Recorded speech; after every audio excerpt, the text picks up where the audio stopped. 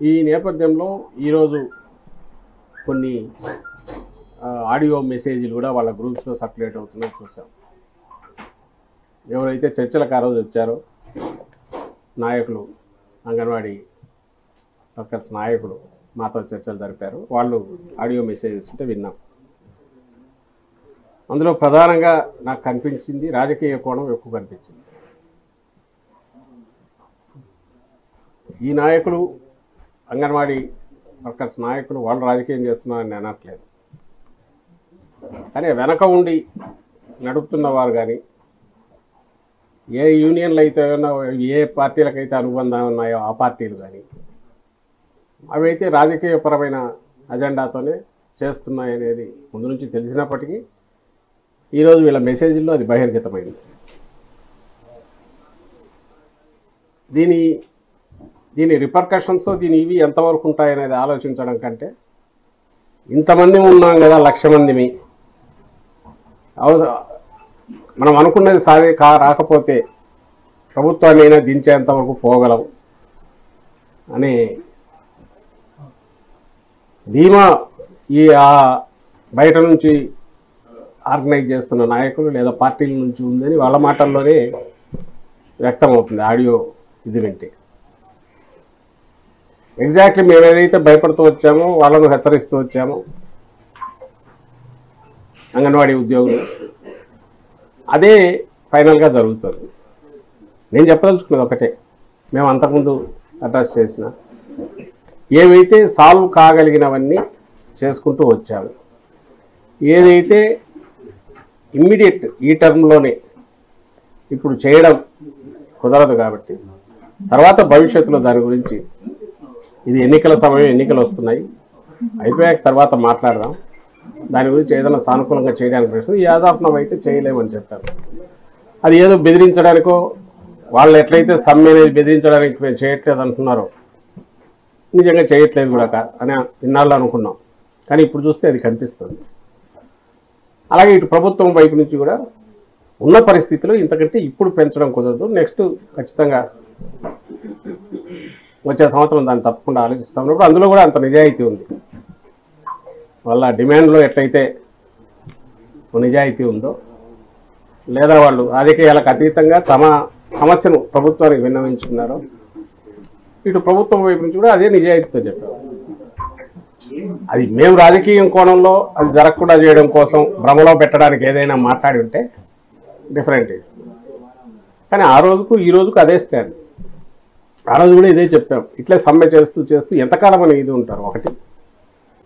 ఇంకో పక్క దీని మీద, ఈ ప్రోగ్రాం మీద, అంగన్వాడీ ప్రోగ్రాం మీద లక్షలాది మంది పిల్లలు, బాలింతలు, గర్భిణులు, మహిళలు డిపెండ్ అయి ఉన్నారు, కుటుంబాలు డిపెండ్ అయి ఉన్నాయి. వాళ్ళకిచ్చే ఫుడ్ కానీ, రేషన్ కానీ, రెగ్యులర్ సప్లైస్ కావాలి. మళ్ళీ మంత్ వచ్చింది, అది మొదలవుతుంది, దానికి అవసరమైన ఏర్పాట్లు జరగాలి. అంటే ఎక్కడో ఒక పాయింట్ దగ్గర గవర్నమెంట్ ప్రత్యామ్నాయ ఏర్పాట్లు చేసే ప్రయత్నం చేయడము, లేక మిమ్మల్ని మీకు నచ్చజెప్పి చేయించడము, ఏదో ఒకటి చేయాలి. ఆ నచ్చజెప్పే ప్రయత్నమే ఇంతకాలం జరుగుతూ వచ్చింది.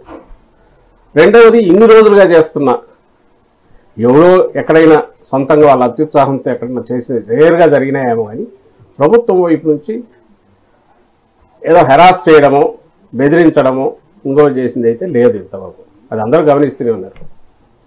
ఇదే గతంలో చంద్రబాబు నాయుడు గారు ప్రభుత్వంలో ఉన్నప్పుడు ఏం జరిగిందో అందరికి గుర్తుంది. ఆ అసహనంతో జగన్మోహన్ రెడ్డి గారి ప్రభుత్వం ఎప్పుడు లేదు. అంగన్వాడీ ఉద్యోగులను ప్రభుత్వంలో భాగంగానే చూస్తుందేమో. ప్రభుత్వం ఏదైతే చాలా ప్రెస్టీజియస్ దీని కింద పెట్టుకుందో, పేద కుటుంబాలకు, పేద మహిళలకు, గర్భిణులకు, బాలింతలకు, పిల్లలకు ప్రీ స్కూల్ యాక్టివిటీ, దానికి సంబంధించిన దాంట్లో కీలక పాత్ర పోషించే ఉద్యోగులుగా పరిగణిస్తున్నాం. దానికి తగిన ఏర్పాటు కూడా జరిగింది, అందరూ గమనించారు. ఈ ఒక్కటి చేయలేనిది ఎందుకు చేయలేమో కూడా చెప్పాం. భవిష్యత్తులో దాని గురించి ఆలోచిస్తాం, దయచేసి విరమించమని చెప్పాం. తర్వాత ఇప్పుడు కూడా మళ్ళీ అదే చెప్తున్నాం. కానీ ఈరోజు చూసిన మెసేజ్ల్లో చూస్తే జైలుకైనా పోతాం, ఇంకా ఏదైనా చేస్తాం, కానీ దీన్ని అయితే మనం కొనసాగించాలి అని చెప్పడం, దీని వెనుక మనకు జాతీయ పార్టీల మద్దతు ఉంది, వేరే రాజకీయ పార్టీలు కూడా మద్దతు ఇస్తున్నాయి కాబట్టి బది కావాల్సిన అవసరం లేదనడం. అలాగే లాయర్లు కూడా వచ్చారు, లీగల్ కూడా ఫైట్ చేస్తామనడం. ఇవి ఇవి ఇవి ఎక్కడికి తీసుకుపోవు. ఇంకా సమస్యను ప్రెసిపిటేట్ చేసి మీకు ఏదైతే ధీమా ఉందో దానివల్ల వీళ్ళు ఏదైతే ఇచ్చారో దాని మీద వాళ్ళు చేయగలిగింది కూడా ఏమీ లేదు. ప్రత్యామ్నాయ ఏర్పాట్లు అయితే జరుగుతాయి, జరక్క తప్పదు. ఎందుకనేది కూడా చెప్తున్నాం. ఎందుకంటే ఇది మీరు ఎవరైతే డెలివర్ చేయాల్సిన సర్వీసెస్ ఉన్నాయో అవి రిసీవ్ చేసుకోవాల్సినవి లక్షలాది కుటుంబాలు ఉన్నాయి. వాటి గురించి ప్రభుత్వం పట్టించుకోవాలనే విషయం గమనించి ఈ రాజకీయ అజెండాకు బలి కావద్దు అని అందరికీ మరోసారి విజ్ఞప్తి చేద్దామని ముందుకు వచ్చింది. ప్రభుత్వంలో భాగంగా ఉన్నారు, సేమ్ మున్సిపల్ ఉద్యోగులు కూడా అంతే. వాళ్లకు చెప్పాం, సాల్వ్ చేయగలిగినవి చేస్తాం, ఇప్పుడు చిన్న చిన్నవి ఉంటే చేస్తామంటున్నాం. వాళ్ళకు తెలుసు, మున్సిపల్ ఉద్యోగులు కూడా తెలుసు. ఇవి ఇవి ఇవి ఎసెన్షియల్ సర్వీసెస్, ఇవి అత్యవసరమైనవి. ఎంటైర్ సివిక్ లైఫ్ను లేదా పేద కుటుంబాలను డిస్టర్బ్ చేసేవి. వాటిని ఎలాంటి భంగం కలిగినా ప్రభుత్వం బాధ్యత అవుతుంది. మీరు కూడా ప్రభుత్వంలో భాగం కాబట్టి అడగడం బాగుంది. అసలు ఆ సమ్మె పోకుండా కొన్ని పరిష్కారం అయ్యేవిగా చాలా వరకు వీళ్ళు పరిష్కారం చేసినవి, సమ్మెకు పోనవసరం లేకుండానే చేసినవి, చేస్తున్నవి కూడా. వీళ్ళందరూ కూడా అంతకుముందు సిఎస్ గారి దగ్గరికి వస్తున్నారు, నా దగ్గరికి వస్తున్నారు, మంత్రుల దగ్గరికి వెళ్తున్నారు. రెగ్యులర్ ఇదైతే ఉంది ఇంటరాక్షన్. బట్ సహజంగానే శాలరీ పెరుగుతుంది మనం సమ్మె లేకపోతే అన్నందువల్ల వెళ్ళి ఉండొచ్చు. కానీ అది సాధ్యం కాదు.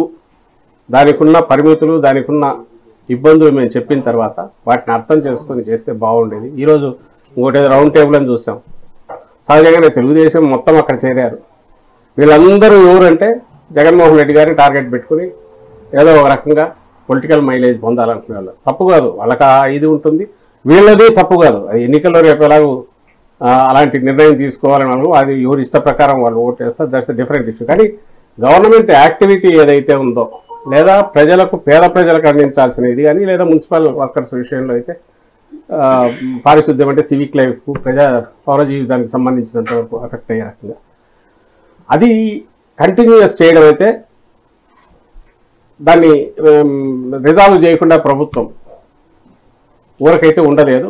అది జరిగినప్పుడు సహజంగా అన్ని వైపులా నష్టం జరిగే ఇది ఉంటే దానివల్ల ఎవరికి ఉపయోగం లేదని చెప్పడం నా ఉద్దేశం. అది గతంలో కూడా చెప్పాం, మళ్ళీ చెప్తున్నాం. దయచేసి అర్థం చేసుకోవాల్సిందిగా కోరుతున్నాం.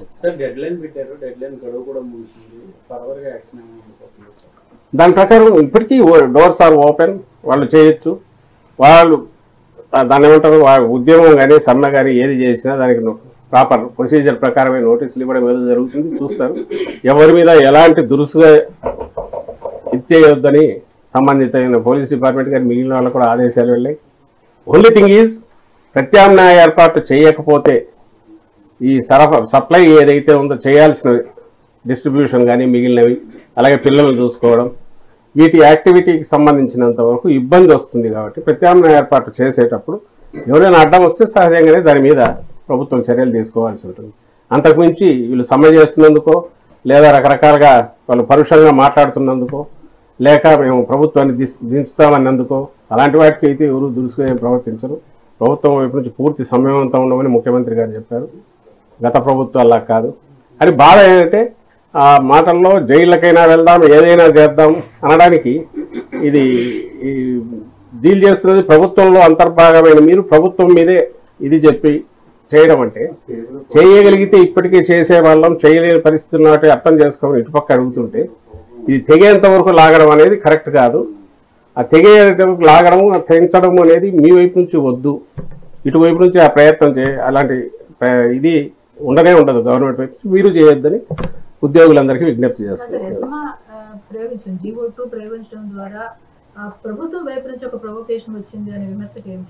అది ఎసెన్షియల్ సర్వీసెస్ కాదా అమ్మా? ఎసెన్షియల్ సర్వీసెసే కదా. కాదని ఎట్లా అనుకుంటారు నాకు అర్థం కావట్లా. ఇది కానీ రేపు మున్సిపల్ దీని కానీ పెడితే అక్కడ కానీ ఇవి ఎసెన్షియల్ సర్వీసెసా కాదా? ఎసెన్షియల్ సర్వీస్ కాకుండా పెడితే అనుకోవచ్చు. కాదని మేము అనుకున్నామంటే కాదని అనుకోవడానికి ఎట్లా? దానికి ఉంది, ప్రొవిజన్ ఉంది కాబట్టి. అండ్ ఈరోజు ఈ వేల లక్షలాది కుటుంబాలకు వీళ్ళకి చేరాల్సినవన్నీ చేరకుండా పోతే, ఆ పిల్లలకు అందాల్సినవన్నీ అందకుండా పోతే అది నష్టం ఎవరికి జరిగేది? నాట్ ఓన్లీ బడ్జెట్ ఇది కాదు, ఇప్పుడు వచ్చినవైనా సప్లై చేయకపోతే, మనం అనుకున్న ప్రభుత్వం అనుకున్నది చేయకపోతే, ఆ చేయాల్సిన అంగం ఏదైతే విభాగం ఏదో ఉందో అది పని చేయకపోతే, ఒక ఎసెన్షియల్ సర్వీసెస్ ఫెయిల్ అయినప్పుడు దానికి సంబంధించినంత వరకు ప్రభుత్వం దాని ఒకటి మూవ్ కాక కుదరని పరిస్థితి ఉంటుంది కదా, దాన్ని ఎందుకు అర్థం చేసుకోరు అంటున్నారు. లేదు మీరు మన చంద్రబాబు నాయుడు గారు చెప్పనండి, ఇది ఎసెన్షియల్ సర్వీస్ కాదు, వాళ్ళ ఉన్నన్నాళ్ళు రోడ్డు మీద ఉన్నామని చెప్పండి, మీరు ఓవేళ పెంచకపోయినా కూడా, అలాగే పిల్లలకు అందకపోయినా పర్లేదు, అలాగే ఆ పేద తల్లులకో గర్భిణులకో బాలింతలకు వాళ్ళకు ఈ గవర్నమెంట్ సపోర్ట్ అందకపోయినా పర్లేదు అని అంటారా? వాళ్ళు అనేది ఒకటే, అడిగింది ఇచ్చేసేయండి వాళ్ళు వెళ్తారు కదా అని అంటారు. పోనీ ఆయన ఏ రోజన్నా చంద్రబాబు నాయుడు ఆ రోజు ఇచ్చాడా? ఆయన ఎప్పుడు జగన్మోహన్ రెడ్డి గారు పాదయాత్రలో చెప్పిన తర్వాత అలాగే ఎన్నికల ముందు పెంచాడు. ఇటువైపు నుంచి ఏదైతే హామీ ఇచ్చామో జగన్మోహన్ రెడ్డి గారు రాగానే నెక్స్ట్ మంత్ దాన్ని తెలంగాణతో ఈక్వల్గా చేశాడు. తెలంగాణ దీనికి మించి పెంచారు. ఆ తర్వాత 2 ఏళ్లకు ఎప్పుడో తెలంగాణ ప్రభుత్వం మళ్ళీ పెంచింది. దాన్ని పెట్టుకుని అక్కడ పెంచారు కాబట్టి ఇక్కడ మాకు పెంచాలన్నారు.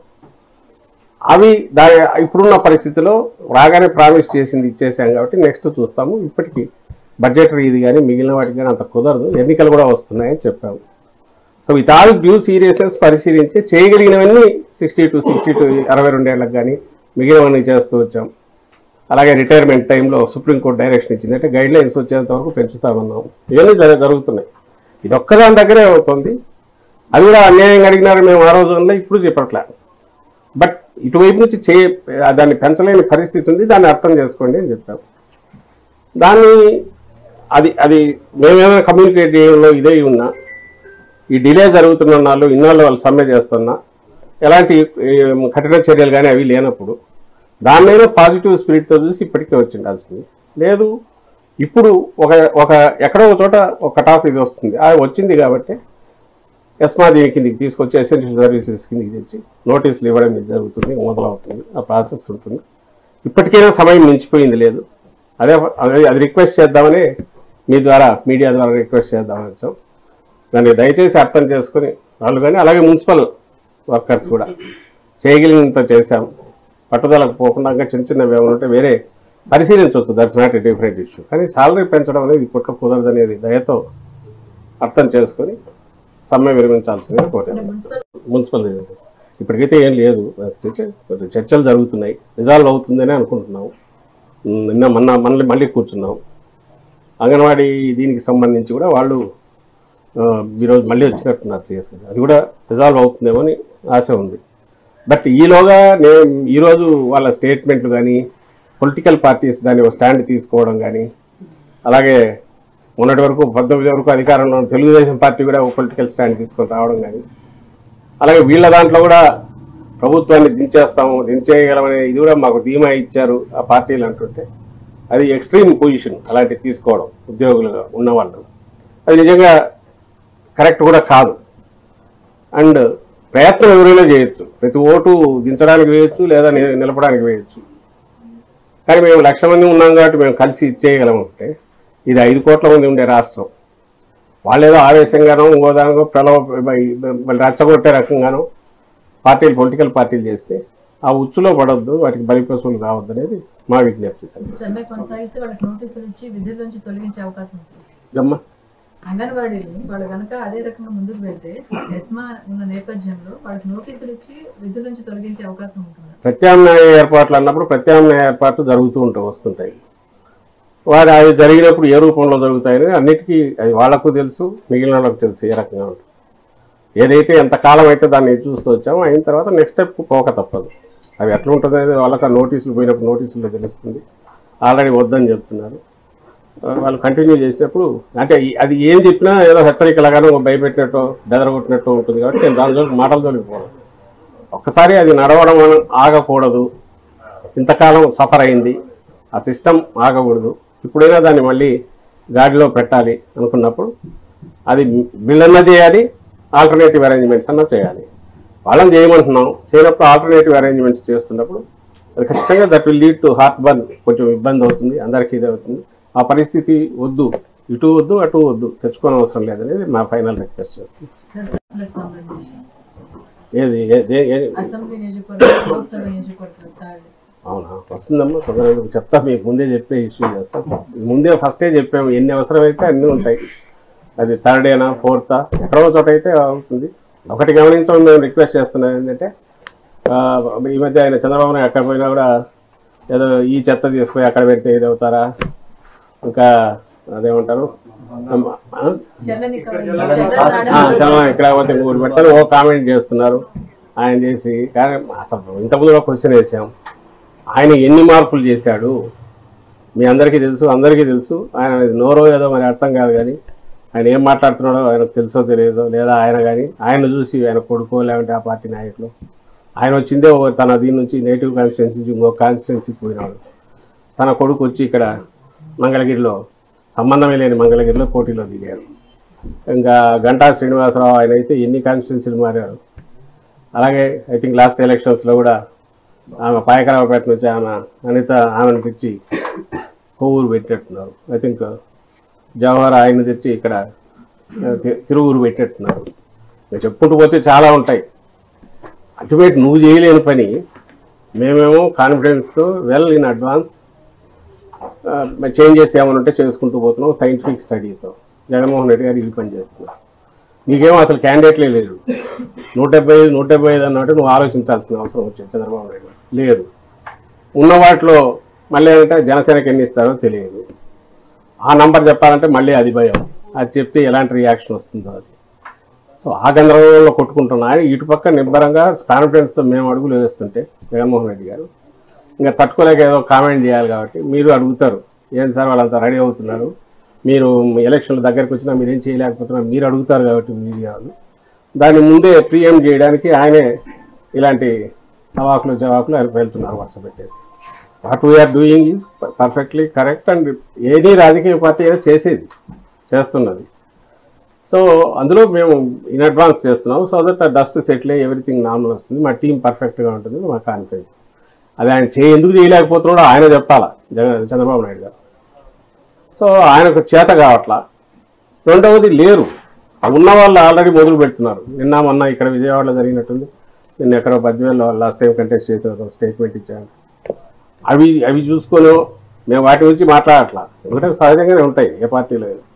మేము వీళ్ళు చంద్రబాబు నాయుడు కానీ ఆ పార్టీ కానీ ఆ ఎల్లో మీడియా కానీ మా దగ్గర ఎవరైనా కొంచెం ఇది అయిపోతే మొత్తం కంప్లీట్ కేయాస్ వచ్చినట్టు, వైఎస్ఆర్సీపీ ఏదో అయిపోయినట్టు వాళ్ళు ప్రచారం చేసి సంబరపడిపోతున్నారు. కానీ ultimately you have already failed. అంత earlier you failed the state Chandrababu Naidu, and now also as a party కూడా వాళ్ళు ఫెయిల్ అయ్యారు. ఫెయిల్ అయినందుకే ఆయన పవన్ కళ్యాణ్ గారి వాళ్ళలో గడ్డం పట్టుకొని తనను మోసి మళ్ళీ సీఎం పదవిలో కూర్చోబెట్టమని ఆయన పట్టుకున్నారు. పోనీ అక్కడ ఎన్ని ఇస్తారో కాన్ఫిడెంట్గా చెప్పలేకుండా ఉన్నారు. ఆ గందరగోళం వాళ్ళని వాళ్ళు తెలుసుకోగలిగితే, లేదా తెలుసుకొని ఒక స్పష్టత వాళ్ళు రాగలిగితే అప్పుడు వాళ్ళు పోటీలోకి వస్తే నిజంగా ఒక పోటీ ఉన్నట్టు మేము ఫీల్ అవుతాం. మా వరకు మేము any election is we are appealing to public. ఆ పోయేటప్పుడు ఒక స్పష్టత ఉండాలి. మా విధానాలకు స్పష్టత ఉంది. జగన్మోహన్ రెడ్డి గారి లైన్ ఆఫ్ థింకింగ్కు, ఆయన విశ్వసనీయతకు, పార్టీకి, ఇంక్లూడింగ్ మేము ప్రజెంట్ చేసే 175 టీంకు ఆ విశ్వసనీయత స్పష్టత ఉంది. కాబట్టి ఖచ్చితంగా అవతల ఎవడొచ్చినా మేము రెడీగా, లేదా అందరు కట్టకట్టుకుని వచ్చినా రెడీగా ఉండేంత ధీమాతో మేము ఉన్నాం. కాబట్టి అది ప్రజలు కూడా అర్థం చేసుకున్నారు. కాబట్టి whatever we are doing, wrong interpretations ఏమొచ్చినా వాటిని నమ్మొద్దని విజ్ఞప్తి చేస్తాం.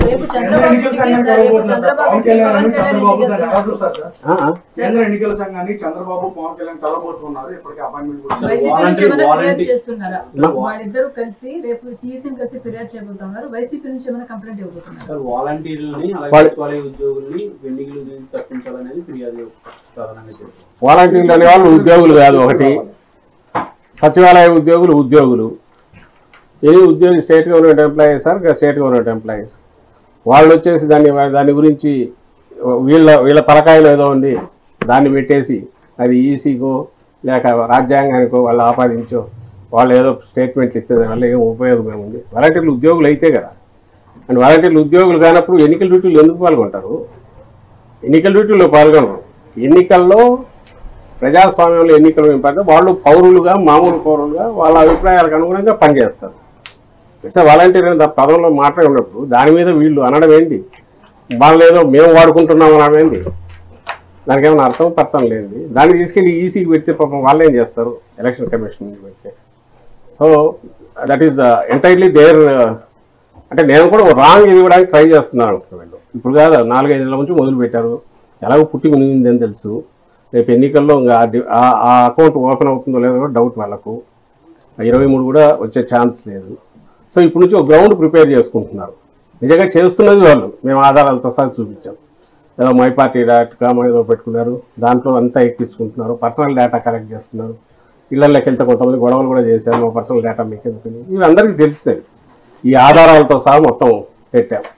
అలాగే వాళ్ళ సంబడి ఎవరిను అపాయింట్ చేసుకుంటే అతను లక్షలు అంటే ఆల్మోస్ట్ దాన్ని ఏమంటారు, ఎలక్ట్రల్ రోల్స్ కంప్లీట్గా ఇచ్చినట్టు ఇచ్చారు. ఇవన్నీ బోగస్ ఓట్లని. అవి కిందికి పంపిస్తే లక్షల్లో అవన్నీ జెన్యున్ ఓట్లని మళ్ళీ కింది నుంచి పైకి వచ్చింది. కానీ వాళ్ళు రావాల్సిన ప్రచారం ముందు ఏది అనుకుంటారో అదైతే కొట్టేశారు. ఇదిగో ఇన్ని లక్షల బోగస్ ఓట్లని మేము ఇచ్చామని. కానీ చేస్తున్నది ఎవరంటే హైదరాబాద్ నుంచి అదేది వాళ్ళు ఫ్లెక్సీలు పెట్టి మరి తెలంగాణ ఎలక్షన్ కాగానే ఫోటోలతో సహా ఇచ్చాము ఎలక్షన్ కమిషన్. ఇక్కడ అయిపోయింది కదా, అక్కడికి పోదండి అని చెప్పి అందరికి పిలిపించారు. మీరు చూసింటారు సోషల్ మీడియాలో కూడా వాటి రండి మేము ఆర్గనైజ్ చేస్తామనేది వచ్చాయి. అది ఇక్కడ ఓటర్ రిజిస్ట్రేషన్ చేయిస్తాము. బరి తెగించి ఆ బండగా ఆ రోజు చేసినారు, ఈరోజు ఇప్పటికి అపోజిషన్లోనే చేస్తున్నారు. తెలిసినవే ఆ విద్యలు తెలుగుదేశం పార్టీ. కానీ కంప్లైంట్లు మాత్రం మొత్తం మా మీద పెట్టి అక్కడ నుంచి ఇక్కడ వరకు మొదలైన నుంచి కట్టలు ఇస్తున్నారు. ఎందుకంటే నేను అనుకోవడం అయితే ఈ రేపు పోయిన తర్వాత ఎందుకు పోయినారంటే అది అంతకుముందు ఈవీఎంల మీద పడినాడు. ఒకసారి ఓడిపోతే ఈవీఎంల మీద, ఓటర్ లిస్ట్ మీద ఇవి చూపించి మేమంతా చేసి చేసినామని చెప్పడానికి ఒక సాకు కోసం ఇదంతా చేస్తున్నారని మేము అనుకుంటాం.